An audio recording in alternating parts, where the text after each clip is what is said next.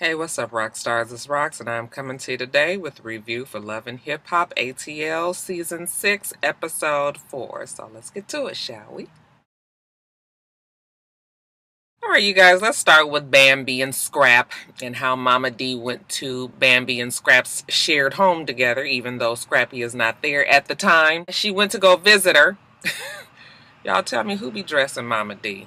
I mean, the lady is not old, and she actually is a good-looking woman in person. I don't know why they insist on putting her in these outfits that are so dated and played out. Painted jeans, all these fucking sequins, but you know, like a la ice skater type sequin. No, that's not... That ain't the look. Plus, her hair, is that a 27 piece? I mean, we can't just do like a short weave or something. Why is it... Child, anyway, she was rocking them kitten heels. I was like, oh, they dropped this big. Kitten heels look like when you just ain't got the little heel replaced and it just grind the shoe all the way down. The ugliest shoe.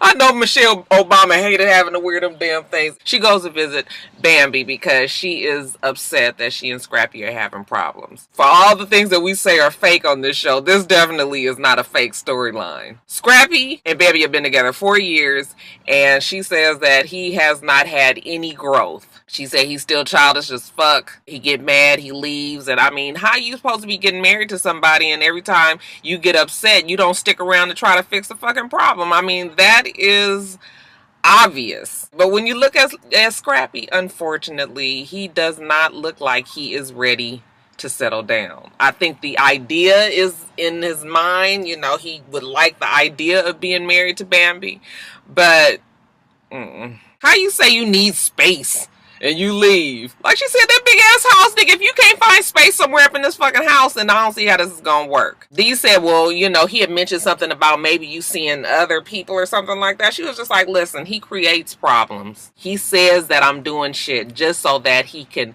do what the fuck he wants to do, you know, come to you, get sympathy. Mama D was like, well, what are you guys gonna do to try to work it out? And she was just like, I'm open to therapy if he is open to it, you know, like seriously open to it. Otherwise, forget it. Then the next thing we see Scrappy with this girl on a couch. They seem like they real cozy and they talking, and she's asking him, you know, when are you gonna tell your girl? And you know, he's just like, whenever. And then he was like, give me a kiss, you know, your lips look kissed. I was just like, no, Scrappy, you going out like this on TV? And then you hear somebody say cut, and then you realize that he is in acting class. And the girl that he's practicing with, somebody had actually DM'd me on Instagram, was trying to figure out where the girl was from, and she told me Saints and Sinners. I don't have Bounce TV on Direct TV, so I don't know the show, but I hear it's pretty good. But anyway, we find out that yes, that is the girl from Saints and Sinners, and he is good friends with her. And guess what her name is? Fucking Jasmine. Is there not another name that we can have on this fucking show?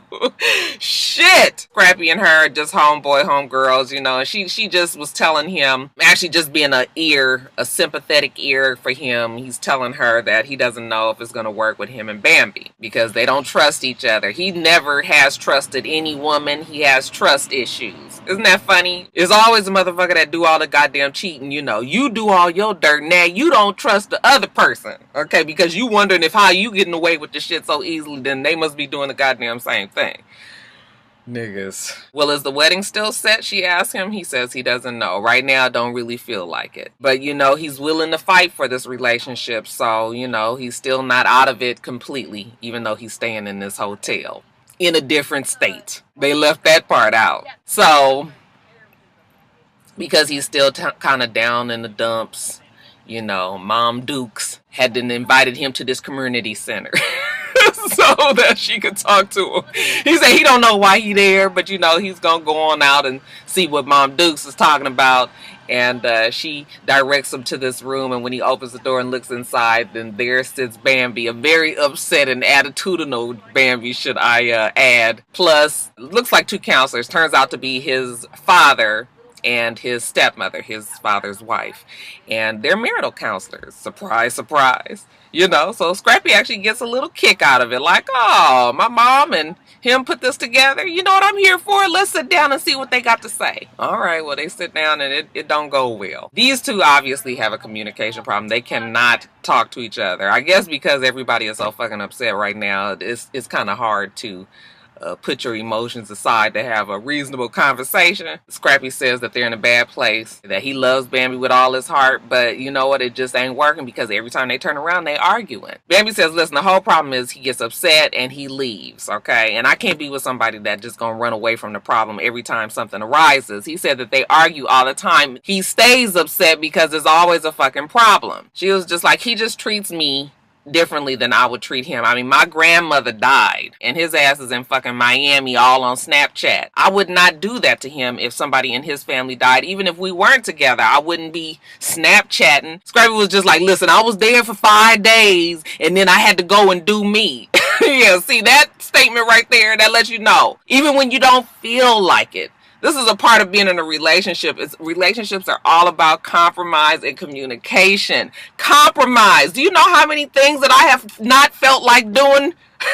But it's because it's my husband and this was important to him that I had to do it, and vice versa. You know, it's just shit sometimes that you have got to do. You got to swallow it up. When you can't accept that kind of thinking, then it's not going to work. And then on top of that, they don't trust each other. If you don't trust a person that you with, it will never work. You cannot spend your whole fucking life wondering what the fuck somebody else is doing. They're always capable. So you might as well go on with your damn life and have your own peace. So I don't know if Scrappy is cheating or whatever. I ain't heard too many stories about him being out there like that, but the nigga definitely is not mature enough for no relationship, okay? And she might not be either, because when you always immediately get mad, then nothing never gets resolved that way. So like his father said, you guys both might not be mature enough for this relationship, okay? You see Scrappy all the time. The nigga is always high, always in the strip club, his homeboys and him playing video games. It's just like,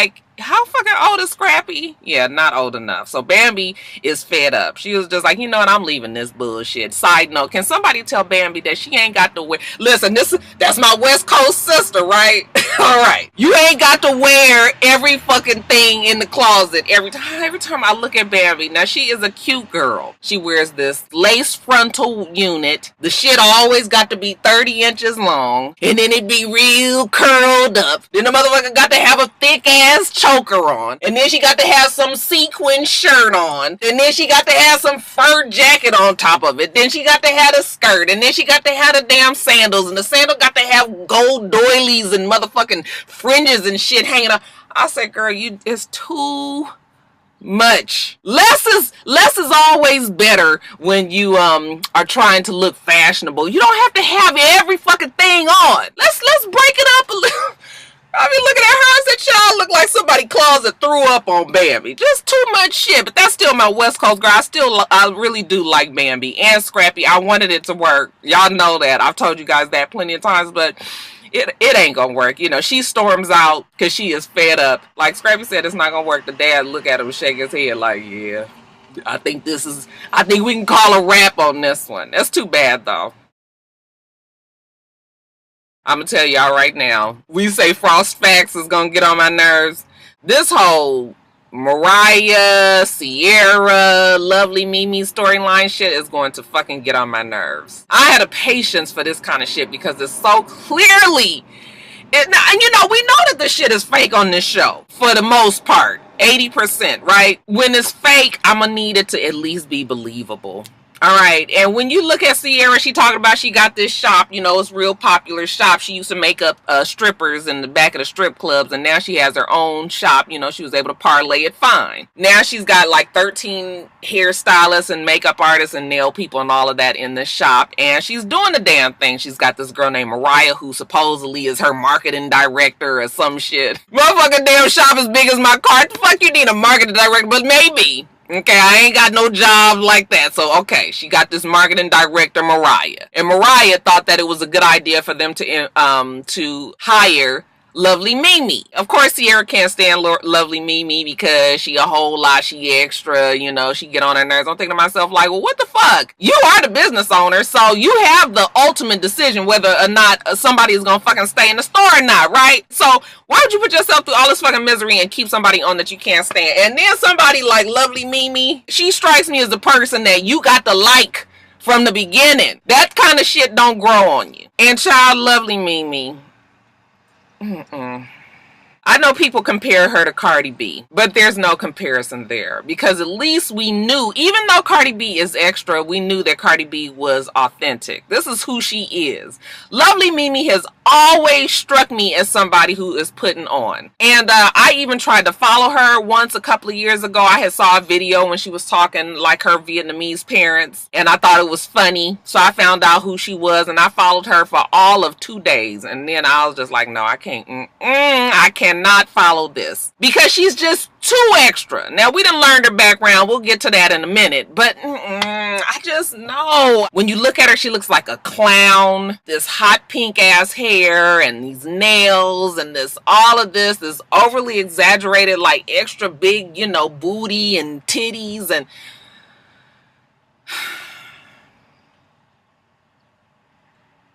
I don't like her, y'all. I don't see myself liking her on the show, period. But she has 1 million followers, and obviously that's all that matters to Mona. But anyway, let me get back on track. We see Miha. That's her real name, okay? She has kids with this fine-ass black boy. She has a shop evidently up in the DMV area, but she's moved down to Atlanta because she and her husband are trying to make a name for themselves down here. And they have decided to pair her up with Tommy. Tommy has kids as well. She has 2 daughters. How old did she say they were? I think she said they were 10 and 12 years old. I might be getting those ages wrong. But anyway, Tommy has 2 daughters, and she figured that, you know, since Lovely Mimi is here and they, you know, they clicked when they met, they would take the girls on a play date. Well, only one daughter is there. The other one is off somewhere. So they're at the Sky Zone. I think that's the name of the place, jumping around on the jumpers and all. And yeah, they have a fast friendship. Tommy says, yeah, you know, Tammy was trying to hook me up with the girls, the veterans on the show, but they ain't really feeling me like that. And why the fuck should I be trying to be friends with bitches that don't really like me? But I guess because the 2 of them have so much in common, felonious clickation has happened.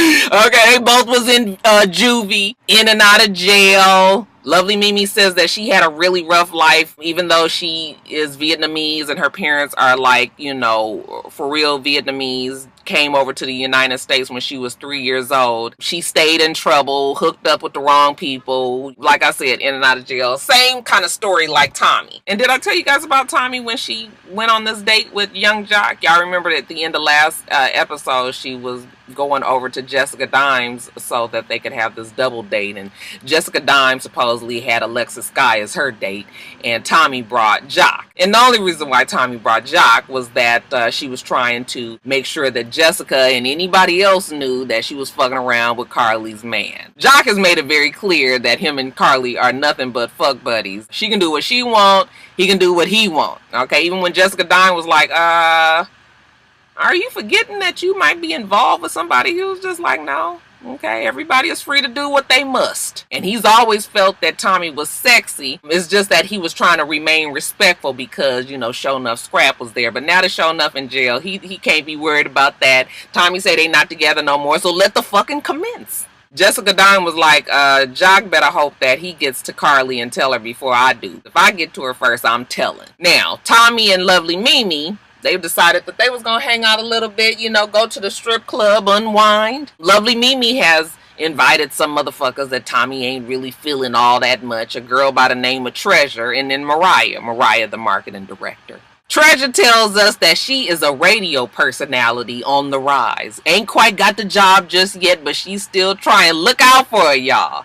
I looked at Treasure. I said, okay, here we go. You know, we've been watching these reality shows so long now that we can kind of pinpoint what a person is going to be, what their character is going to be. And Treasure is trouble. Treasure is what Tommy was last season, okay? The person that comes after the one that's the hottest on the show at the time, okay? So Tommy was there to mess with Jocelyn. Now we have Treasure there to fuck with Tommy. Treasure asked Tommy if she was a stripper, and she was just like, oh no, honey, I was never a stripper. I was a model in the strip club. And Treasure was just like, oh, so you stay low, we went high. And Tommy was just like, yeah, never low, baby. And what brought our dear Treasure to Atlanta, might you ask? Well, she actually moved down here because she was seeing this married guy. Of course, we get the side chick mantra that, you know, he was with his wife and he don't love her. It's an arrangement that they have. She can't leave him alone because he buys her things and he makes her feel a certain way. And you know what? She's not letting it go. Mariah, you know, she co-signs. Yeah, you know what? She can't be too much worried whether or not the man is married, single, whatever. If the man want to take her out and take her places and give her money and buy her things and fuck her to death, she is perfectly fine with that. I was just like, this is really terrible. We got bitches on TV shows now that outwardly are proud of being fucking hoes. I mean, we had Bianca last season,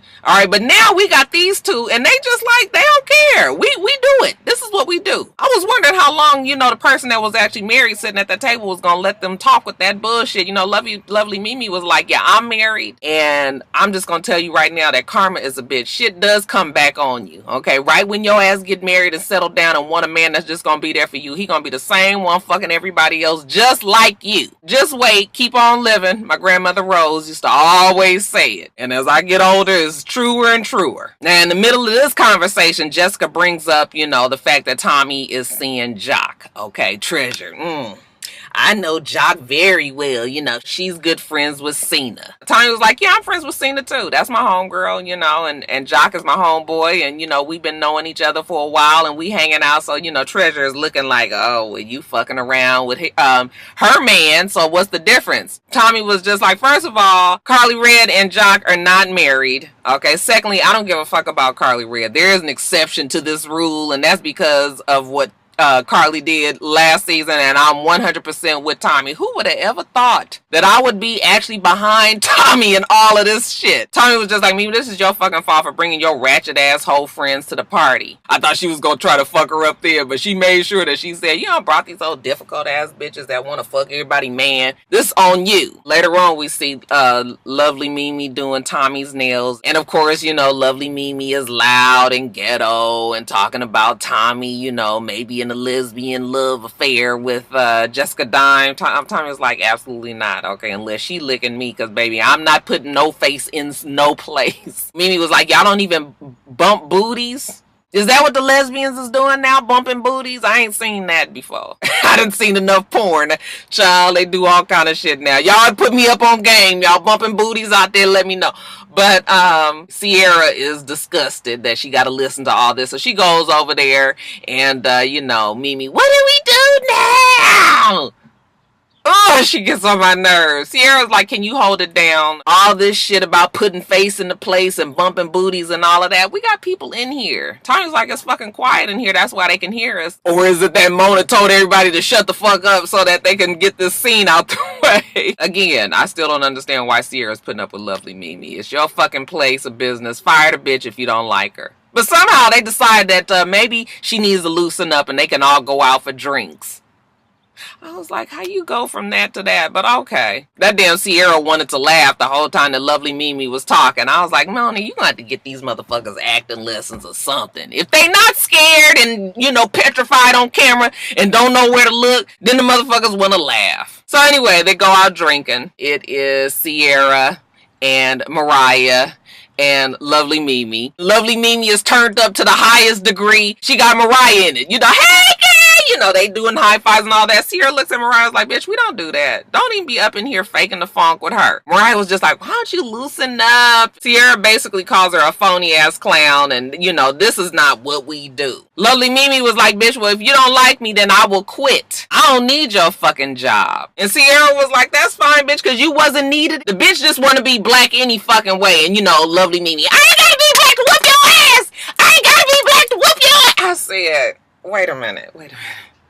Y'all had to turn the TV, just pause it for a minute, just so I can just get, get myself back together, because she is so fucking extra. I cannot take it.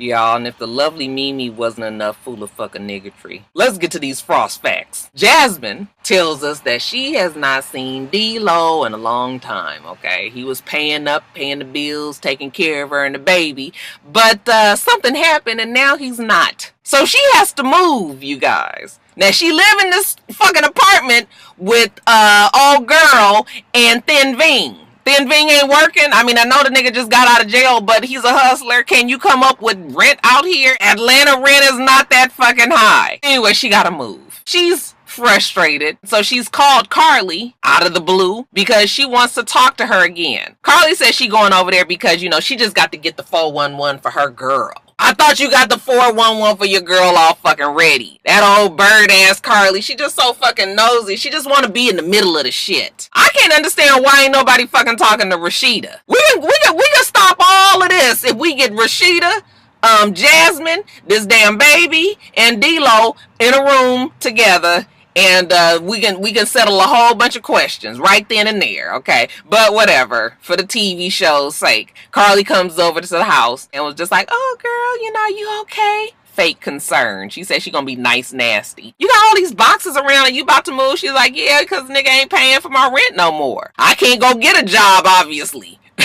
She gotta go. Now, this elusive baby. Oh, girl. What's her name? Kiara? She get home from walking the baby, and we finally get to see him. I think his name is Cannon, they said, with a K. And Carly is just like, oh, look at him. He does have a dimple right here, just like Kirk does. Okay, Jasmine's like, yeah, because that's his fucking baby. This is also when Carly finds out that Thin Ving is sleeping with this other girl that just came in. She just like a regular fucking harem up in this damn house. Out of 3 fucking grown ass people, can't nobody get enough money together to get some rent. Oh, sorry ass motherfuckers. I said, Mona, bitch, you ain't shit. You ain't shit for this. We also find out that old girl was also fucking D-Lo. It was just retarded, you guys. Jasmine is so bout it. Carly wants to take a picture of the baby, and she was just like, oh, if you're gonna take a picture of the baby, go on and take as many as you want and take it over to Rashida so she can see. I'm just like, what you so mad at Rashida for? Rashida ain't did shit to you, bitch. You the one that's fucked her man. Take it over there. Why don't you take your goddamn baby over there right now? Shit. So she say she gonna take this DNA test and she gonna force D-Lo to do the thing, whatever. So now Carly, she goes back to Young Jock. They taking pictures for this sex book, you guys. Carly is the jack of all trade, master of none. Okay, this bitch has had a radio contract with a satellite company. She has had a makeup line. She has had a store. She has had a record label. She has had a spread in Playboy. And now we on to this sex book. And child, we ain't seen none of it. Ain't none of this shit came to fruition other than her story that was in Fox Hills Mall that's not even there anymore. I'm so fucking sick of Carly, and every time you turn around, she got a new business venture. Carly Red Entertainment. Girl, please. But anyway, this sex book, they taking pictures for it, and then afterwards, Young Jock is there, he looking all sexy in his red robe. She said his body looked like shit.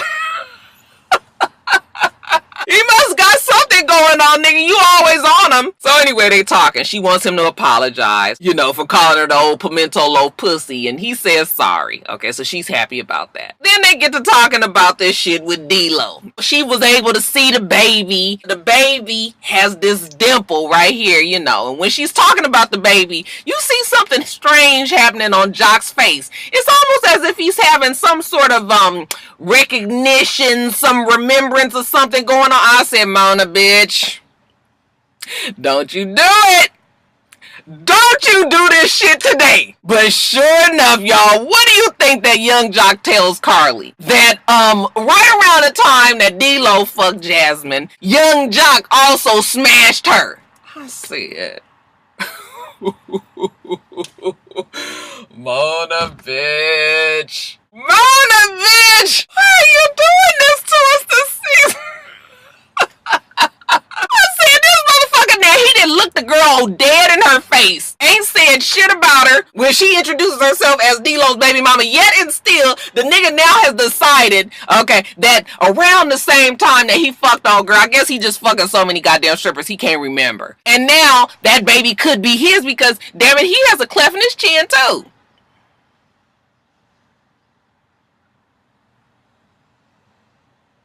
I don't know what else to say about that fucking Mona. Bitch, you tried it. That's all I know, Mona, bitch. You tried it.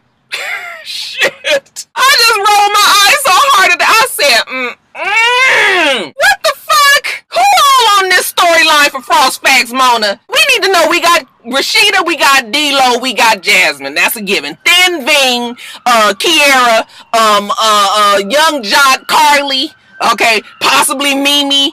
Motherfucker, that is 7 motherfuckers on one storyline payroll. Make no goddamn sense. Here go another damn ambulance. All I'm thinking to myself is whether the shit is true or false. Jasmine, girl, this is how you sell out yourself? This is how you want a motherfucker to look at you? Not only are you sleeping with some bitch, but you sleeping with this nigga named Thin Ving, and you got pregnant by D-Lo, who's married to this girl named Rashida and have been for a very fucking long time, and everybody knew that. That you obviously are in the fucking strip club fucking everybody else, including Young Jock, who you don't remember, and who didn't remember at the time. I'm thinking to myself like, bitch, why would you put yourself out there like this? What the fuck? Is this what the young girls is doing today? You proud? We got Treasure, we got Mariah, and now we got fucking Jasmine out here just putting herself out there like you are a mother now. This is, you think your child want to see this when he get older? The fact that his mama was a pass around. Oh, so fucking disgusted.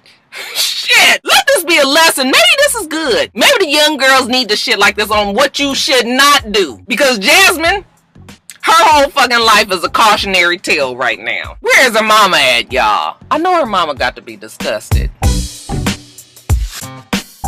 Alright, guys and gals, let me get off of here, get back to work. Make sure that you rate, comment, and subscribe to the channel. I'm itsrox. The channel is for itsrox. Everything else I do will be in the bottom bar. Alright. So I hope that you have a wonderful, wonderful rest of your day. I plan on doing the same. Till next time, rock stars. Bye.